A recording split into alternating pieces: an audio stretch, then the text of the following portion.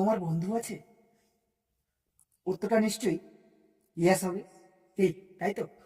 আসলে আহ, কটা বন্ধু আছে সেটা আমার প্রশ্ন না, বা কতগুলো বন্ধু তোমার তালিকায় ভালো বন্ধু কিংবা সেরা বন্ধু কিংবা আজীবনের বন্ধু, সেটাও আমার প্রশ্ন না।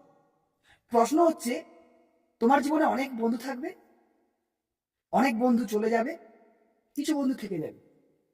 কিন্তু এই যে তোমার বন্ধুত্বের তালিকাটা, একবার ভেবে দেখবে আজকে এই বন্ধুত্বের সিক্রেটটা আমি তোমাদের শিখিয়ে দিলাম।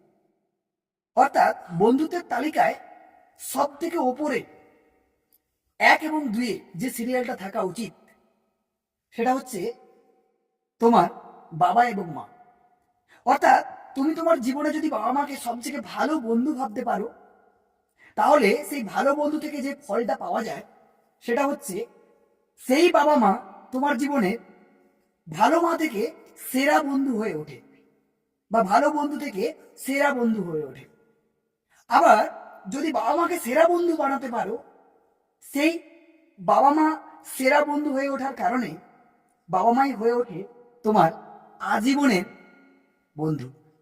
এক কথায় বলতে চাইছি, তাকিয়ে দেখবে বিপদের সময় সবাই থাকবে না, কিন্তু বাবা কিংবা মা চোখ খুললেই তাদেরকে ভালো মা, সেরা মা, বা বাবা কিংবা আজীবনের মা বাবা, অর্থাৎ বন্ধু ট্যাগটা তাদেরকে এই জন্যই দেওয়া উচিত।